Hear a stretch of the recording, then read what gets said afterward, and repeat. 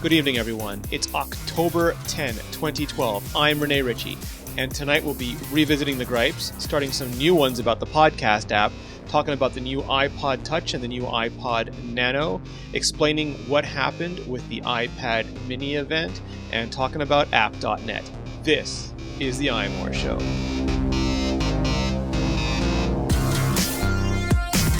So back on the program tonight, the gang is all here. Joining me, we have the senior editor of iMore, Georgia. How are you? I'm good. Nice. I just wanted to do the hang loose simple. Very Brazilian Jiu-Jitsu of you, Georgia. Thank you.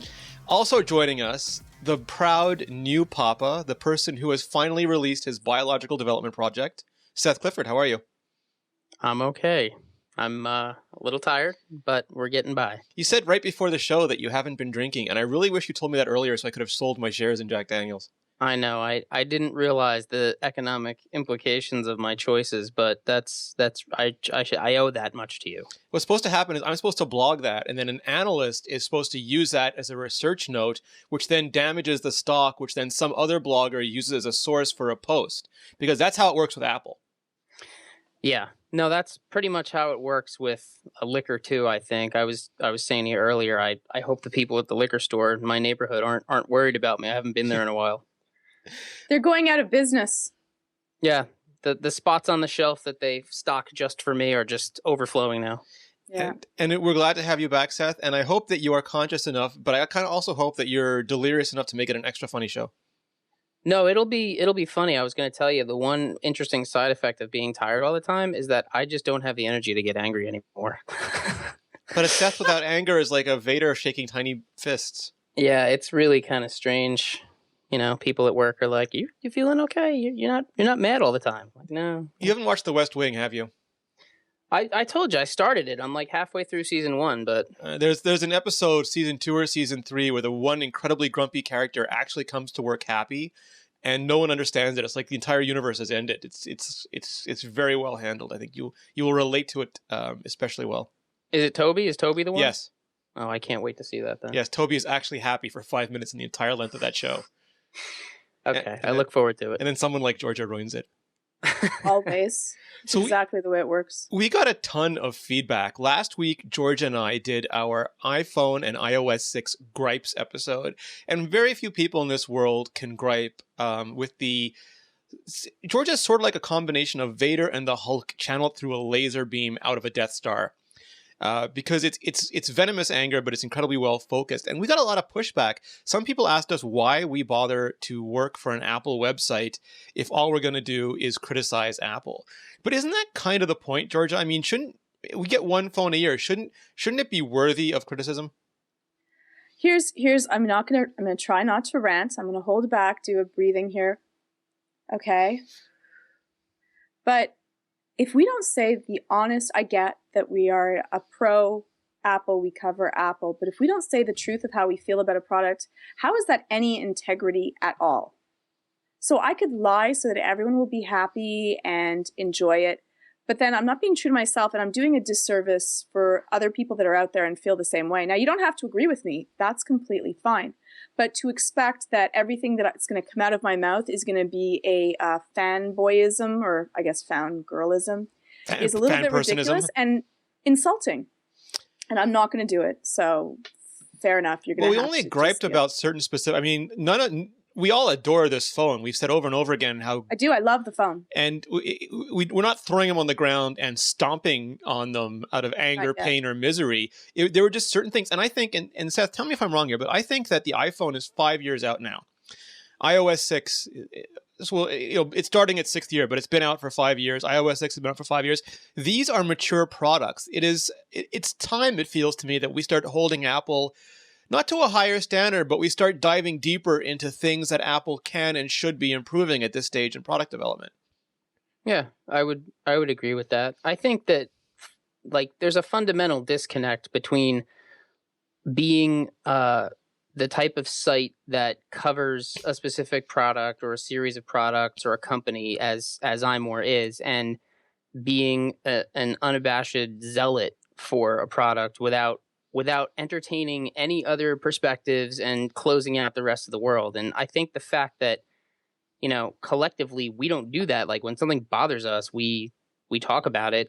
I think that definitely draws that line pretty clearly for people. And I don't understand why people would want the other side of it. Like, why wouldn't, why would you complain? Everything is so perfect. Well, nothing is perfect. Nothing, everything has flaws. And I think you're absolutely right that at this point in the phone and the OS's life cycle, as you often say, there's not much low-hanging fruit left. So now we're really scrutinizing and looking at, the bits and pieces and the little gears that are missing for us that really will round out the experience. And I think there's no reason not to focus on those things. And isn't the maps a little bit kind of low-hanging fruit, or no? Well, no, I think I don't believe in being balanced. I don't think that you have to necessarily make sure that you give equal time to good and bad. I think you have to be honest. If there's more good than bad, you shouldn't fake something. You shouldn't puff up the badness just to make it look like you're being fair. You should actually be fair. Yeah. And we've devoted so many episodes to reviewing it, so many articles to pointing out the good points. I think it's fair that we do a few that points out. For example, I did one this weekend about the App Store. The new App Store, to me, is really annoying because in the old App Store, you would do a search and you would be presented with a bunch of results, the way Google works. And the new one, you do a search, you get one result. And if it's not exactly what you want, you have to start swiping through all of them. And to me, it was a huge loss in usability. And it may look nicer to some people, but I don't think that loss was a net positive for Apple. Oh, it's really bad. The App Store revisions have been one of the things that I have disliked the most about, the recent changes. I just did a search today. I searched the word Twitter just to see what was going to come up, and what I got was Twitter's own app, and then about 50 things after it that were not other Twitter clients, but were that things that had Twitter in the description. And for somebody who's searching Twitter, that's kind of counterintuitive to what I actually want. And of course, I can't just flick a list anymore. I actually have to page through each one of those. One at a time. And they don't even let you use momentum scrolling. If you try to scroll fast, it stops you at the next result. That's the thing. You can't even take advantage of those things. So it becomes a really frustrating browsing experience. And you're absolutely right. I mean, the screenshot that you did with, Google in that giant tabbed kind of, pane view is really what it feels like. I mean, you wouldn't want to be able to, or you would want to be able to parse a lot of information quickly, and that's what a search really should be. So while they may say, oh, well, most people decide on screenshots, and that's why we wanted to showcase that, that's fine. But then if we're going to do this kind of thing, implement something like, the momentum where you can flick through it. And for people who know what they're looking for, they can get through it quickly, because it really dials everything back to a really kind of lowest common denominator feeling. And for people like us who are more attuned to what we want and what we're going to get, it's just endlessly frustrating. It's like walking in snowshoes. It's I loved your idea, Rene. I love the idea of being able to flip the phone and you could choose between the views depending on how I love that. I thought that was brilliant. Well, it's like color. It would be consistent with color flow. And I always think that consistency is a feature. It's one of the things that I think separates iOS from a lot of the competitors, that iOS is usually very consistent. Yeah. And then it gives people the option that if you flip it down, you can have, well, Rene, why don't you explain what your idea was for that? I had two stages. One is return to the list view in portrait mode. And because the iPhone 5 is longer, you'd even get more results, like maybe 6 instead of 5. But if you turned it to landscape mode, you'd get cover flow, but using the new cards. And because it's wider, you'd get 2 or 3 cards at a time. And I think if Apple wants to take it a step further, the new categories, instead of a vertical list view, they actually have 3 horizontal, or 2 horizontal if you're on the iPhone 4S or 4 rows. And I would think it'd be really nice if Apple gave us different presentations of data. For example, the first row could be relevancy, like the traditional search. I'm typing in Twitter, you show me what's relevant to the keyword Twitter. The next one could be based on rating. Show me the highest rated app first, because maybe, other people have figured out what the best one is, and I want to see that. And then the third one could be how many of my friends have liked it, so that I get a social thing. Or it could be how recent, like maybe I just want a new Twitter client and I've tried all the other ones. I just want to see the newest one or the newest tower defense game. And that way, at a glance, I can choose which way I want to explore these apps. And I think that would fix both search and discoverability. Right. And I love the fact, again, Apple's not great for giving people options, but I love the fact that it would give me the options. And sometimes I need to go through a lot, or I might have a search that is so wide and varied that, having the kind of cover flow-ish look just doesn't work out for me. And I'm a big believer, like when we put up these articles, we don't just say this is bad. I think that's easy. As Seth Clifford would, I'm saying, as Phil Nickinson would say, quoting the West Wing, that's the first 10 words. Those are the easy part. We try to come up with solutions. So we came up with several for that one. We've come up with several for other gripes that we have. And we're going to keep doing that because I think it's really unfair just to say it's terrible unless you can present a good idea for how to fix it.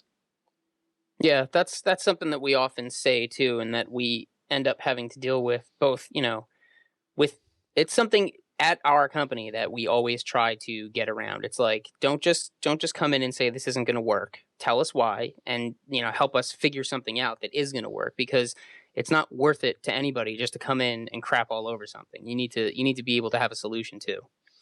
So kind of bringing us not really out of gripes, but I finally got the review done for podcast.app. It was supposed to originally be in my iOS 6 review, but I ran out of time and space, and I ended up doing several thousand words on podcast.app. So really, it kind of was better to have on its own. But I wanted to look at it because Apple released it. They took podcasts out of iTunes.app and they put it in this new podcast app. They put it out on the App Store pretty soon after WWDC. And they've been updating it.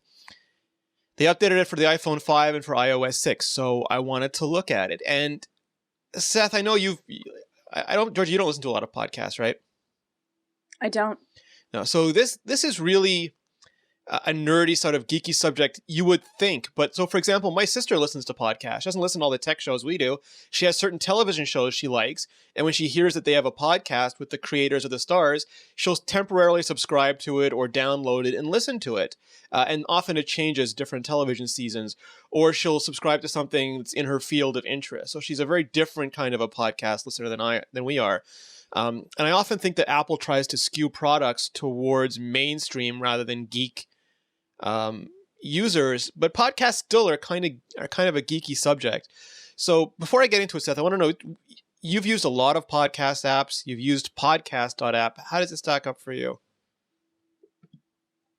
The last couple of updates have definitely fixed some of the quirkiness of it, but overall, I was using it for the last week. I decided to give it a shot again because it was recently updated, and I was like, you know what, I'll take a stab at it. So I was using it exclusively for the last week, and there are just still things about it that I can't understand. It's really not an app for people who are serious about like ripping through podcasts every week and just like staying up on shows. It's really more for casual people who are going to like browse the library, find one, download it, maybe go back and download another one. I mean, all of the things that are within the app are designed for kind of casual use. There's all of the things that would streamline it and make it easier to use just aren't there. And there's so many little bugs that I've experienced that are just beyond infuriating. I mean, the one that drives me the craziest is that I'll have, 15 shows or 16 shows that I subscribe to, and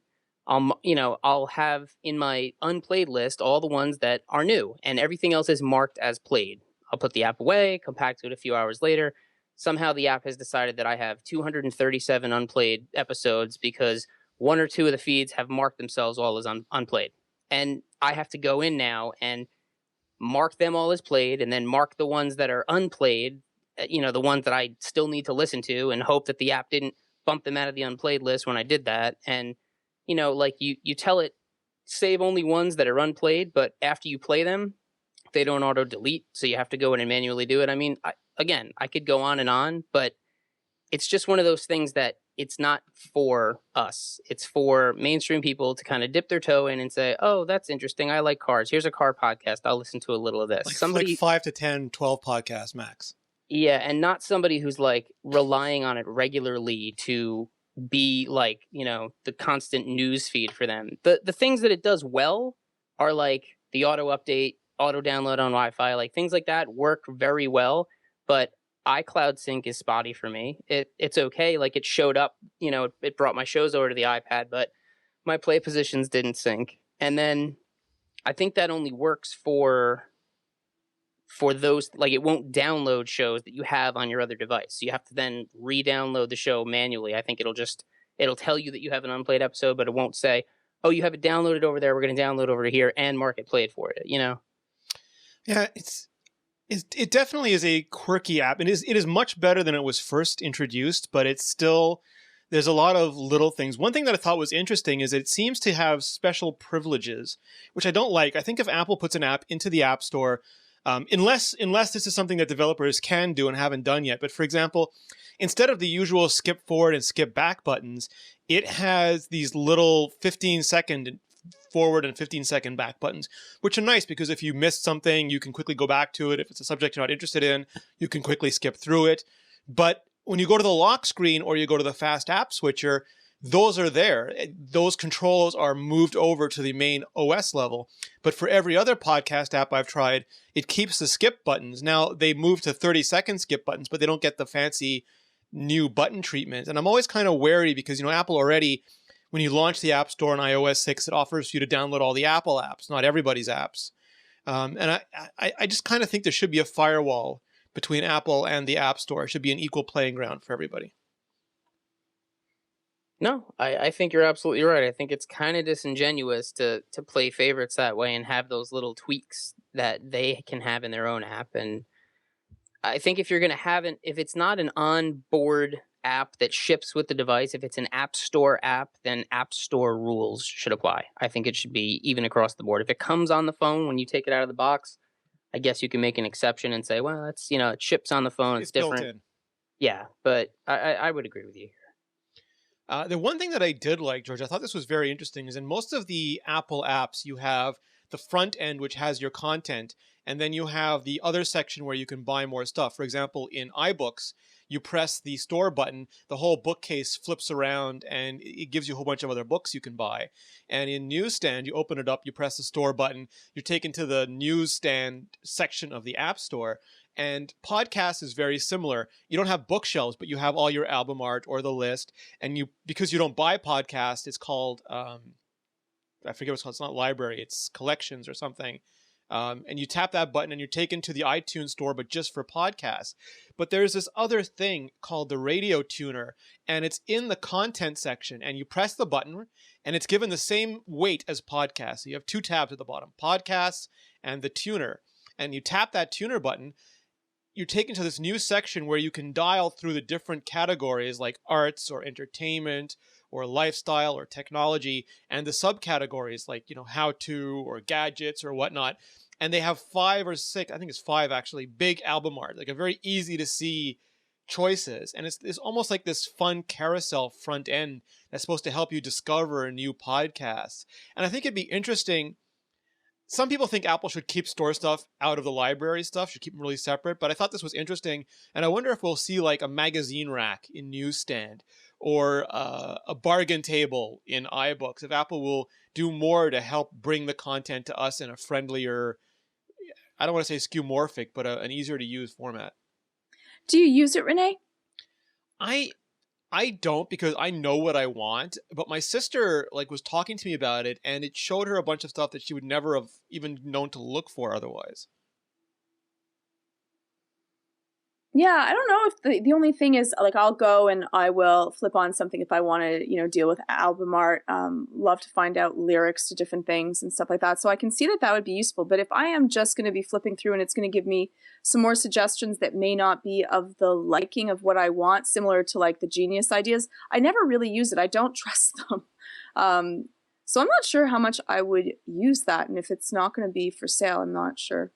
Well, the nice thing about podcasts as opposed to books and stuff is they're all free, so it literally costs you and they can stream, so you can just tap, start listening. Right, which you're absolutely right about.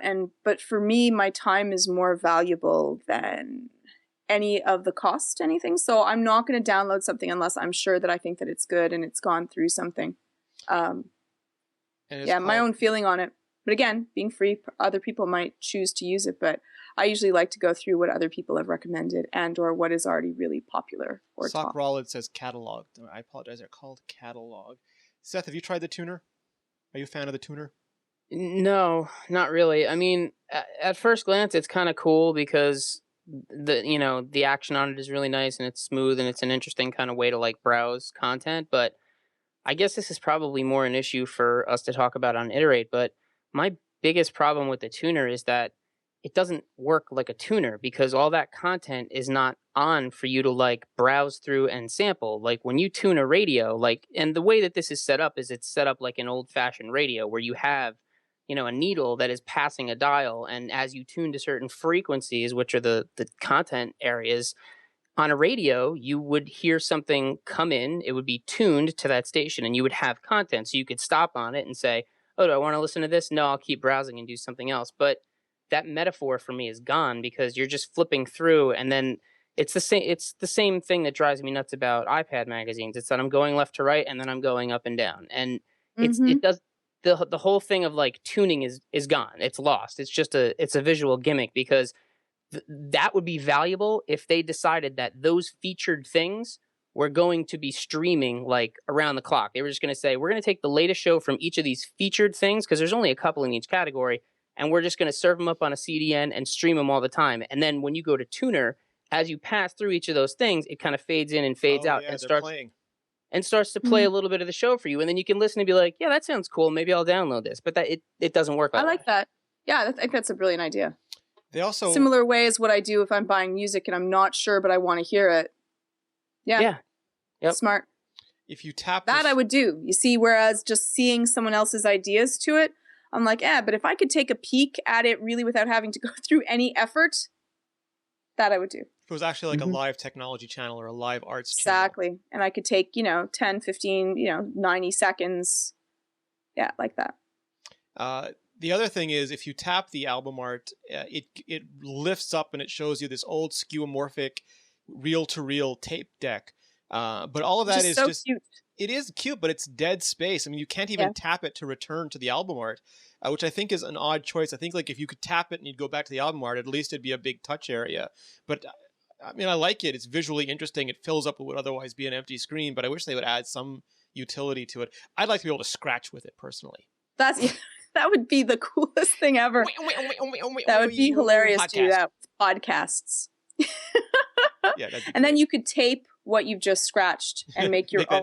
Mix your own podcast. Exactly. Mix your own podcast or choose to use them for like, phone, ringtones or anything else so that you can, press some buttons and have, like Rene say, iMore whenever you want. That could be dangerous, actually. iMore. It's funny. We did a poll on the pod. Actually, Georgia was nice enough to put it up for us. And we asked people what their podcast player of choice was now. I totally did not expect these results because we've run these polls previously and it's been, spread across several popular players. But now 46.67%, almost half of our readers who are, iPhone and iPad aficionados are using Apple's podcast app. 14.5% are using Downcast, 8.43 are using Instacast, 2.81 are using Pocket Cast, 2.54 are using iCatcher, 4.76 are using another one, and 20.28 just don't listen to podcasts, aka the Georgia demo. But I was stunned by how many people I just immediately either were introduced to podcasts by podcast.app or went there as soon as it was leaving, as soon as it was taken out of iTunes app and the music and video apps, or switched from one of the third-party players to that. Seth, were you as shocked and awed as I was? Yeah, I guess kind of, because I would expect, readers to probably be seeking out more third-party stuff, but I don't know if that means that the latest update was good enough for most people, or if they just were like, yeah, this is fine from the start. Like, it's confusing to me because I feel like people who are listening to podcasts aren't really new to it. I mean, there's obviously some people who are new to it, and since the app is like number 2 on the free app list every week that people are downloading it and trying it, I'm surprised that the numbers are that high. I am. Yeah, it kind of interests me because you always talk about the first party advantage. If Apple makes an app, whether that hurts the business, like, when Apple made Reading List, does that hurt Marco Armand's Instapaper business? When Apple Sherlock something, does it hurt the business of the app they're Sherlocking? Famously Sherlock. And I always thought it did, but this gave me a real sense of how much that can happen. Yeah, it's like I said, I was trying it again last week because I wanted to like it because I'm going through this phase where I'm like, let me see what it's like if I just use, Apple stuff. And so I set up iTunes Match and I'm using the music app and I figured let me use the podcast app and I have to draw the line somewhere because like Notes is useless to me. Even with iCloud Sync. I mean everything is in Dropbox, hundreds of plain text files in Dropbox. There's no reason for me to use Notes, but I tried because I thought, it what it does well, it really does well, and then maybe I can get over these other little things, and all of the interface things I can deal with, but the constant like errors and like marking stuff is unplayed and jamming my feed with things, it makes the app relatively unusable. So I don't know if I'm the only one having those problems. No, you're not. Okay, it's not you, it's them.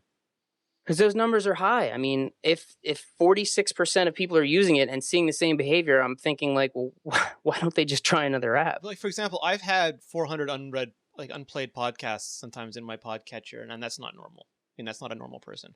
In podcast.app. Well, in various, I move around a lot in various podcast apps. Oh, all right.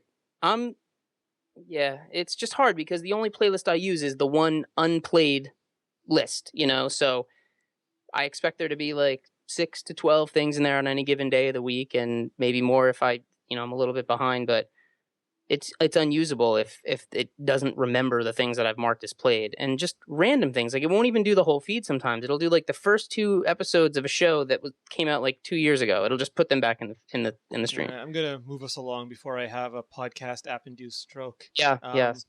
But yeah, so if you're not a heavy podcast user, it's a good app. But if you are a heavy podcast user, check out our Downcast versus Instacast versus Pocket Cast Smackdown. I hope it gets better. That's all I'm going to say. Pardon me? I hope it gets better. Yes, we all hope it will get better one day. Georgia, would you like to see Apple's latest commercial? Please. All right. This is Apple's funnest commercial ever. It's, I think, funner than ever.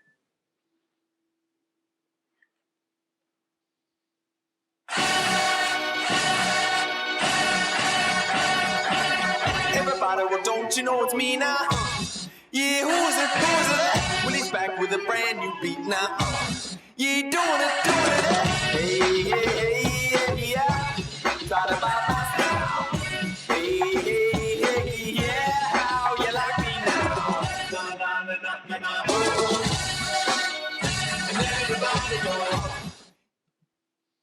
Yep, the new iPods are here. We are working on our reviews. We're going to take a little bit more time to do it. Leanna's going to do her camera tests with the iPod Touch. Georgia's going to look at the new iPod Nano. We're going to do it right. Last year, my iPod Touch review was, now it comes in white.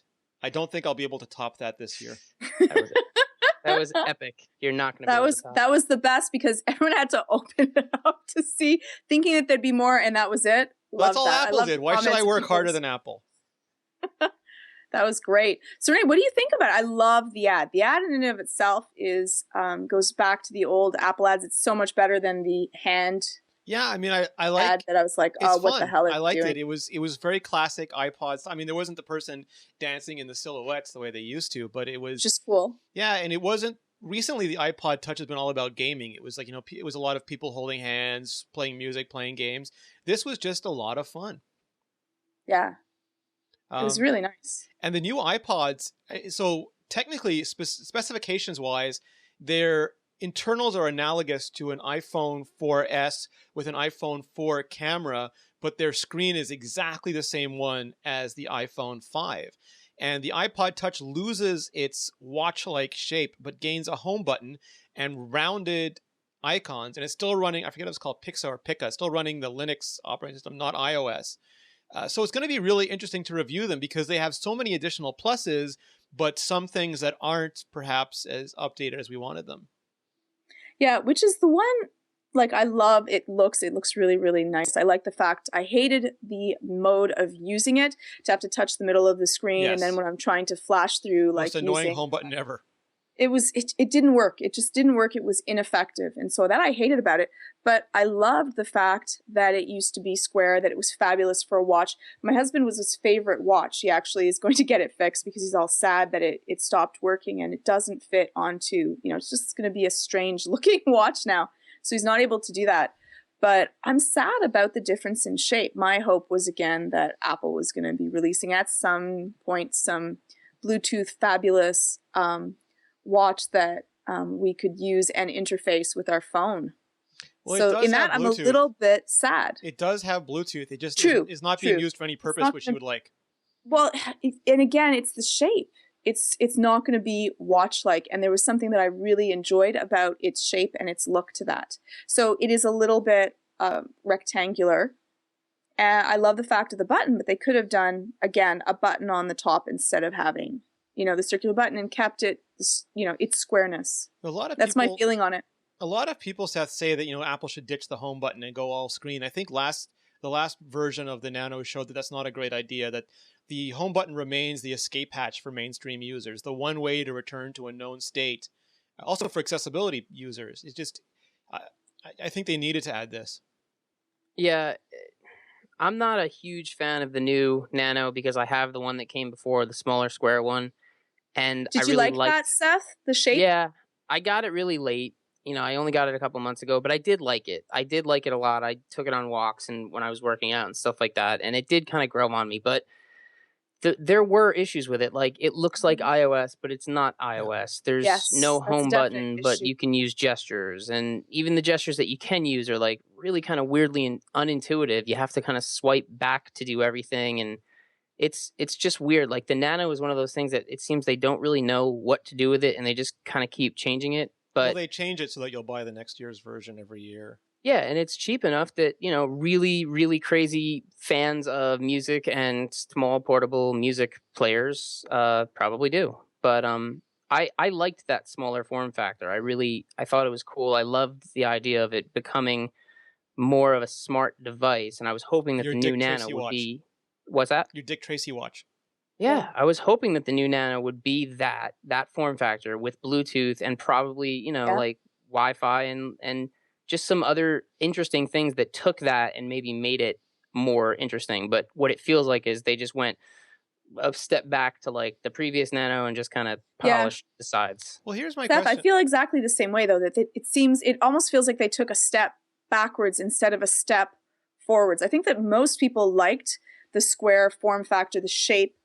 They didn't like, again, I agree with you in the fact that I would love to have it, running iOS. And I didn't like the fact that they didn't have a button, but they could have done it in a different manner, on the top, on the side, something else so that it's more watch-like. I would have been all there to have watch-like interface side buttons. We're all golden. So I'm a little bit sad about that, though they do look fabulous in their own way. Are they too skinny? I mean, if you look at the iPod Touch before was 7.2 millimeters, and it's gotten even thinner. With the new Lightning adapter, they can make thinner iPods than ever. The iPod Nano looks like a wafer cracker to me, like just like a Crispix you could just snap in half with more than 2 fingers. Have we gotten too thin? No, I don't know if there's... Like, does it really... I don't care how thin it is as long as it's not going to break and it feels sturdy in my hands and that it has enough battery power to survive. I don't even know why they had to go any thinner to be, I guess, as plain as I can, to be as transparent as I can with that. I don't know if it makes it any more exciting to me. It's not like the phone at a certain stage. It's just fine. Do the new Nanos have a clip on them? I don't believe they do. I don't. Yeah. Oh, that's disgusting. Sorry. Let me take a peek to that. Because if they don't have a clip on them, what's up with that? Well, they're not in that factor anymore. That's so not all right. No clip. There's something weird in white at the bottom, but I don't know what that is. It might just be a radio for the Bluetooth. Let's take a peek at these. Sorry. And they definitely don't have that little peg that the iPod Touch has, right? Hey Seth, the copy completely Renanoed. That's so... Yeah. The iPod Touch copy, engineered for maximum funness. That sounds like one of those Pauly Shore comments, doesn't it? Funness, like fun. It sounds like the Apple copywriters are just trolling people now. That's what Whiskas said on Iterate, that they're just having a little bit of fun with us. Yeah, yeah. Yeah, they have no manner of clipping, which I think I loved also about the old Nano. You're devastated. I'm a little bit sad about it. I just am. I guess, you know, if you ever want, you can go with a shuffle. You can try to find a old Nano if you so wish. The shuffle is not the same.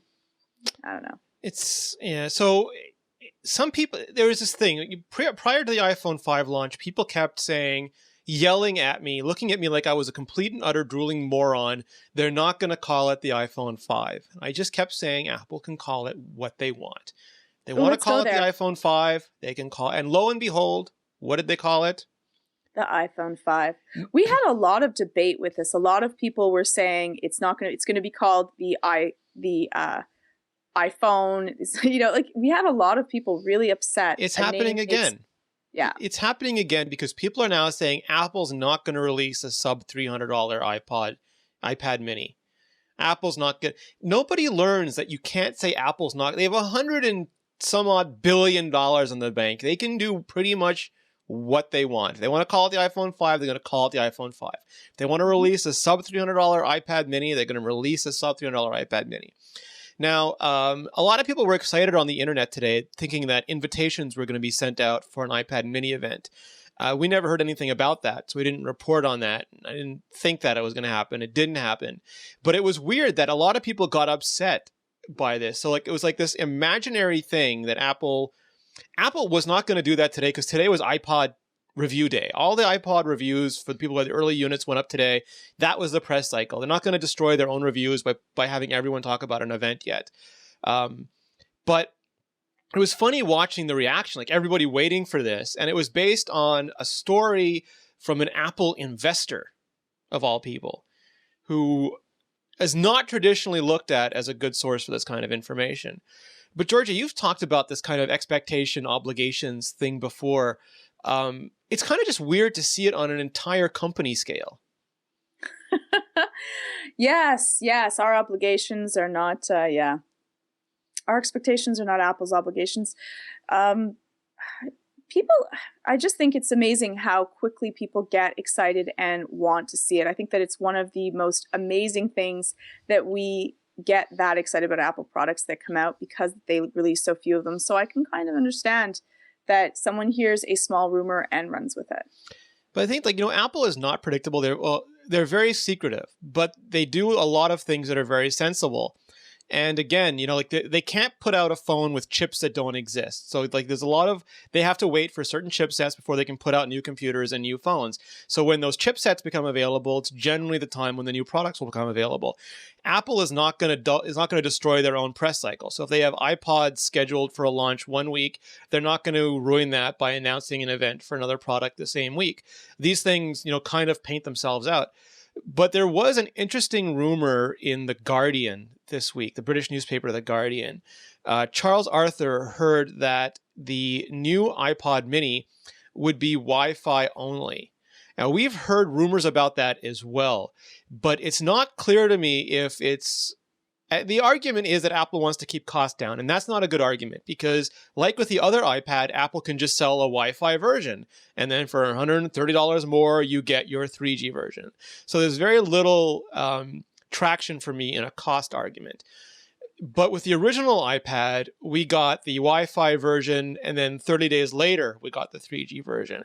So if there's any truth to this rumor, I hope that's it, because I have a Nexus 7 with no 3G or 4G, and it's not that useful to me.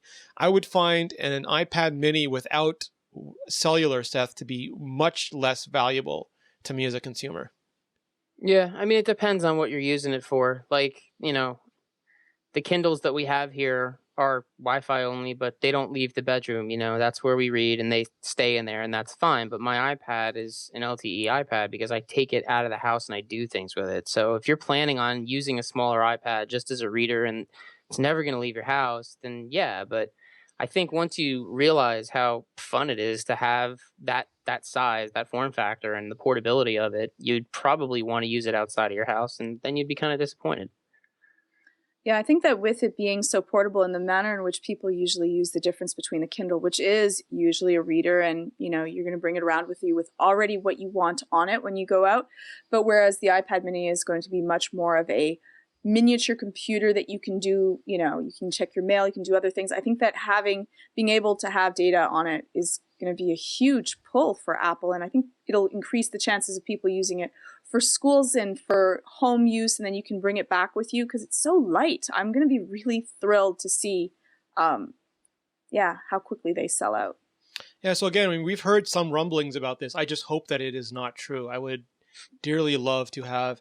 Master in the chat room is asking, how can they keep costs low? They're just going to keep costs low. Not having 3G does not make the cost lower. It just makes because if there's a non-3G version and a 3G version, Exactly. the non-3G version, expensive. stays at the low price. Now, the iPod Touch has never had a wireless radio in it. It's never had a cellular radio in it. So Apple is not adverse to having cellular-free iOS products. But also the iPad line has always had a cellular version. So I don't think there's any clear pattern we can draw from this. Yeah, plus you use them in completely different manners. Yeah, like so one is like used for the between for a laptop and your phone, whereas one is mostly for music and watching things and downloading it for later. So I think that makes a big difference between the two. I'd agree. In fact, I would argue strongly that the iPod Touch should have cellular as an option because there's going to be some people who want it. When Ryan Block was kind enough to come on the show last Sunday, and he said that he was struggling with the entire idea of something like the Kindle Fire, and he came to terms with the fact that the Kindle Fire is not even a tablet. It's not really a tablet. It's I forget exactly what he called it, but he called it a consumer media device. It's designed for you to consume Amazon content, and you can't even buy it in places of the world where there's no Amazon store because they can't make the money back on it unless they can sell you content. Apple makes their money on the hardware, so they can sell the iPad anywhere. They can seed it in countries that don't even have iTunes stores yet because one day the iTunes store will be there and you'll have an iPad ready and waiting. And I think that that's the kind of advantage they get with the iPad mini. I think that they get the consumer media thing and consumers going to want to put media on it, and having the 3G wireless cellular option makes that easier in more places. No, I think you're absolutely right. Ryan is on the money there. I listened to that show the other day, and his main comment was Amazon has been positioning the Kindle Fire as like the other tablet that's not the iPad because, the Android tablet market is kind of all over the place and there really hasn't been one kind of front runner, and the Kindle Fire has done pretty well in terms of mind share that way.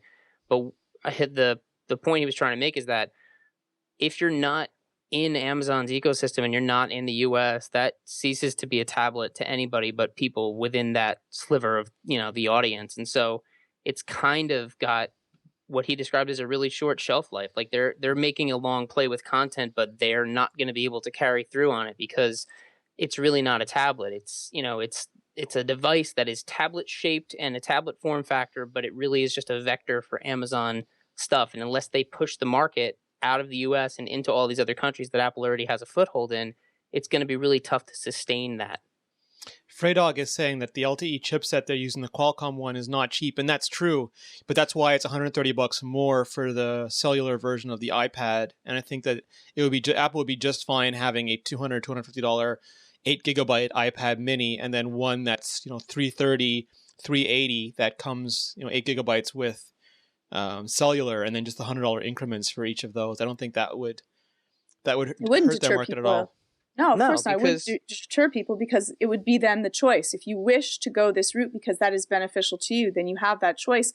Plus, the smaller form factor is exceptionally appealing, especially to people like me that don't like carrying around heavy bags with them when they're going to travel. Or the education market. Exactly, but you could make that choice. If it's budget over usability, then great, you can choose that. And if it's the inverse, then you go for cheap. So one kind of hits at, straight at the Kindle, and then you'll have that choice between the two of them. And I think that would wipe the market.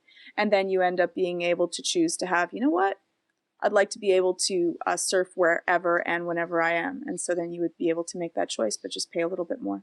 Now, some people have said that Apple would deliberately withhold cellular so that if you wanted it, you'd have to buy the bigger, more expensive version.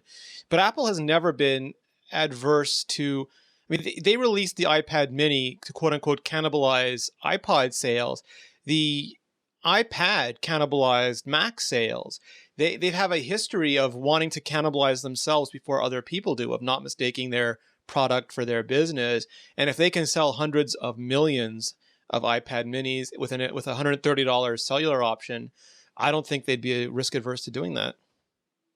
No, I don't think they would either. I think that the only price they need to trumpet in front of people is the starts at price. Mm-hmm. So whatever that is, that's what people are going to focus on. Just like everybody focused on $499 with the original iPad, and then we all went, yeah, but what if we? Oh, it's that much more. All right, we'll pay that. That's fine. And not everyone wants a. Apple.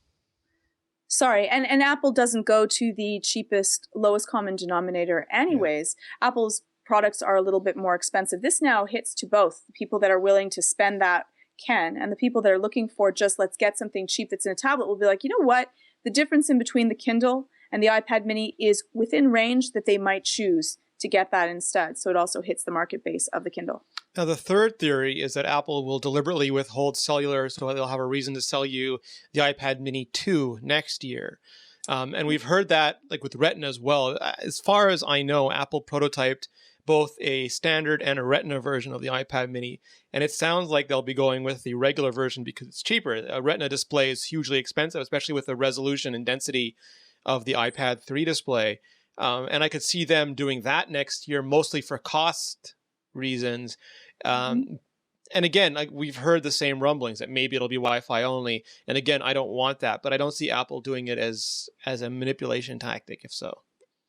Yeah, I don't see why they would have to. I think that it would increase their sales, and they'll still, again, Retina in and of itself could make people decide to upgrade if they had not already done so. So I don't know. Now, colors. People are asking about, as far as I know, it's going to be black and white. The iPod Touch got the colors, and that's sort of the lower end, like the Nano and the Shuffle. I mean, it'd be nice. I think it'd be kind of cool to have different colors, but I don't think that's on the agenda yet. Do you think they're going to do the slate and silver like they did for the phones? So I got to write my favorite headline ever, I think, earlier in the week. You know the one I'm talking about, Seth?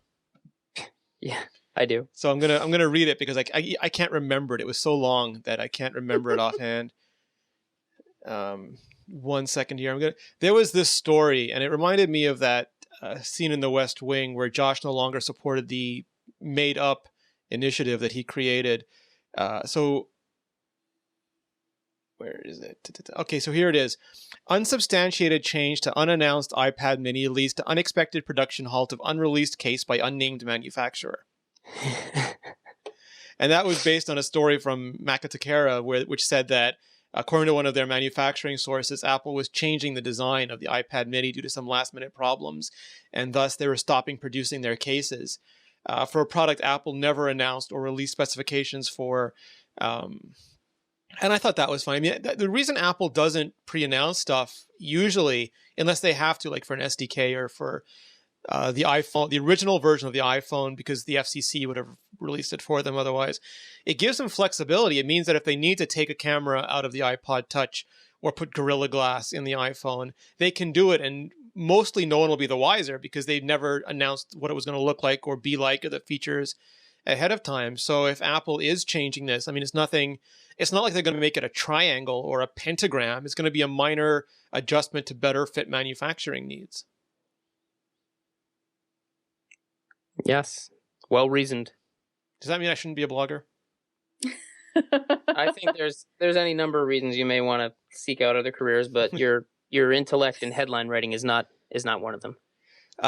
So other crazy rumor, not crazy. There was a rumor that it was going to be 16:9, like the new iPhone. I have not heard that. I have heard consistently that it's going to be 4:3. The thing I kept hearing is that it's going to be an iPad, only smaller. And that was the big thing. You know, when Steve Jobs said that small iPads or small tablets are DOA, one of the things he said along with that, it was because they were running smartphone software blown up. And this sounds like Apple's deliberately making it run, like the whole purpose of this is to run iPad software at a smaller size. Some people aren't buying iPads not because they're expensive, but because they're simply too big or too heavy to suit their needs. An iPhone is great for walking around, an iPad is great for sitting down, but holding over your head when you lie in bed, it's heavy. And some people, they'll buy the most expensive version possible with every feature they can get. They just want it smaller and lighter, and it's going to run iPad apps, and that's the killer feature. The Nexus 7, to me, still runs smartphone apps most of the time, and I don't like that. So I think that's the niche for this, and it's going to keep the same screen so it's compatible with those apps. Yeah. And the new charger, Rene?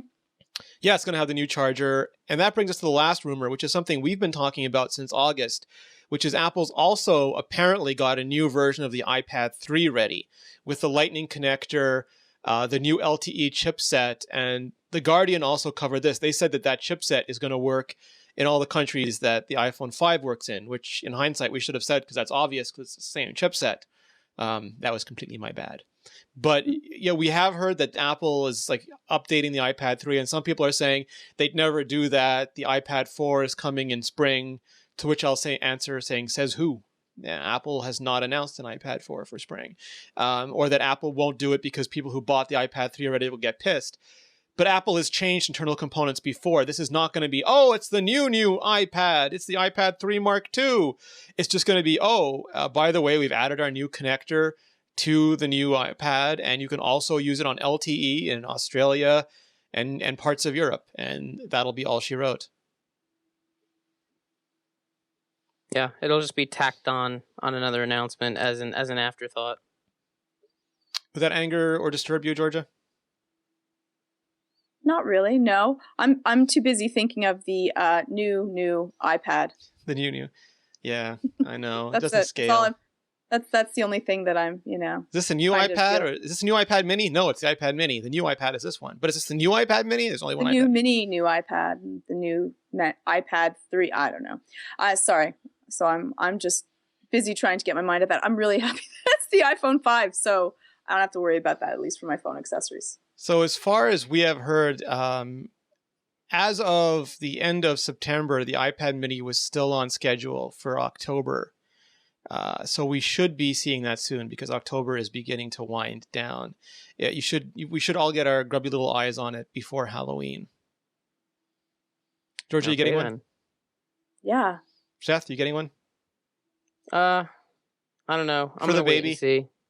Yeah, for the baby. For the baby. She's baby 2 weeks old. I think one. it's time for her first iOS device. Honey, there's no way she can lift the new iPad. She needs the new mini iPad. Right, exactly. I'll figure it out. Yeah.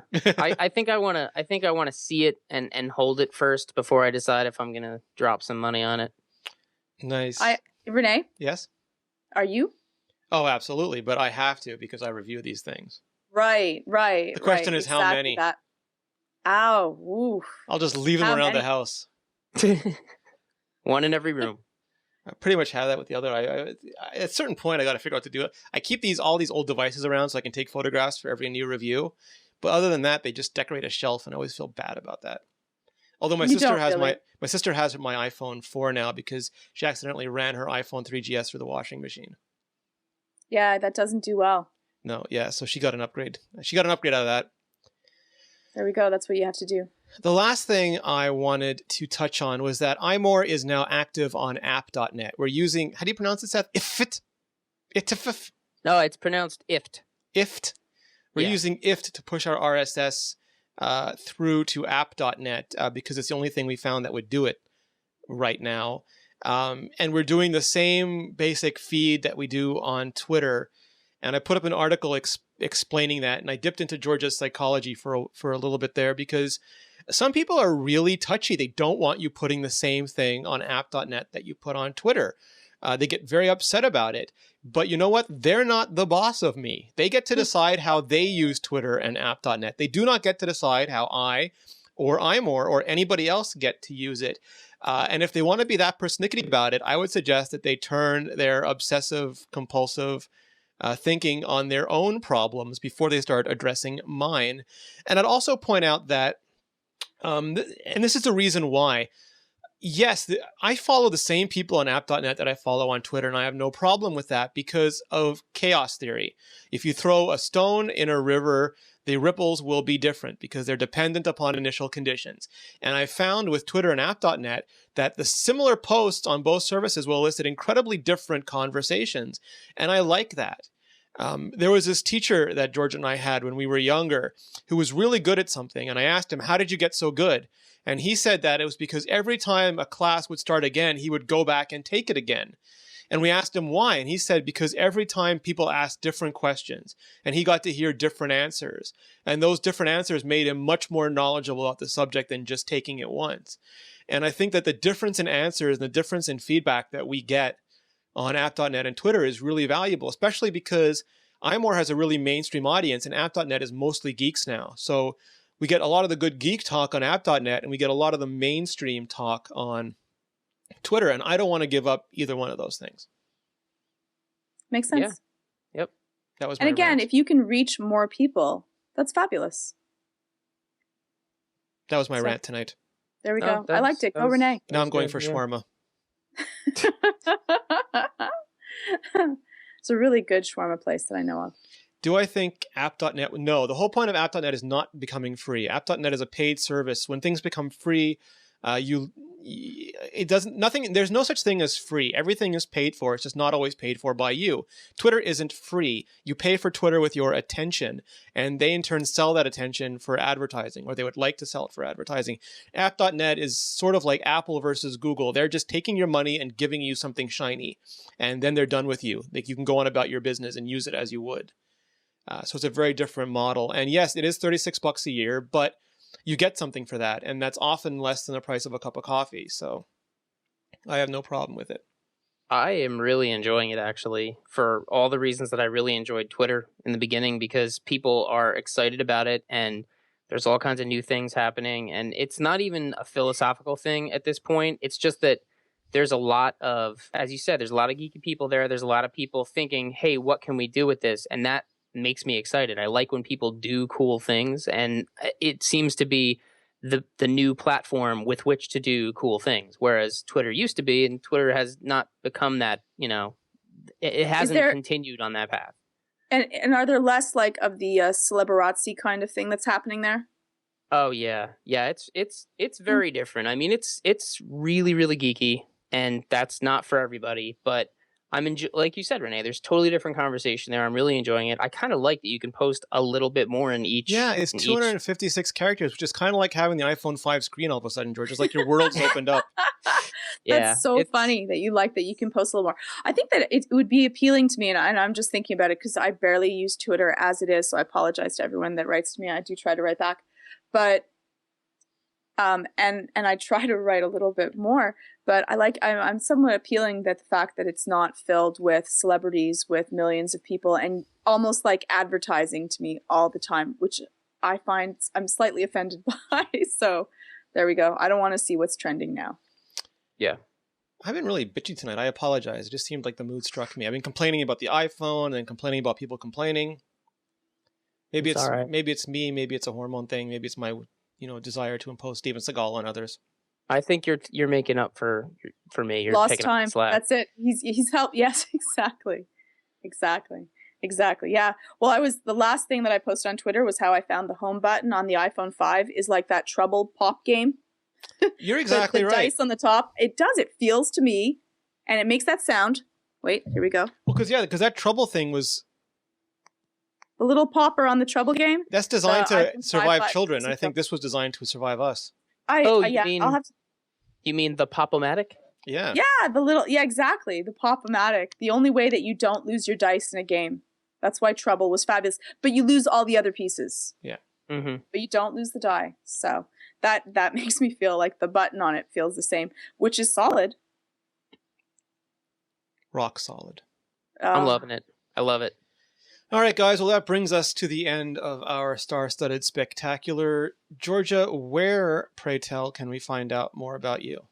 You can find me on Twitter at GeorgiaTIPB, and you can also find me, of course, on the website, iMore.com. And Zen and Tech coming up next? Zen and Tech coming up.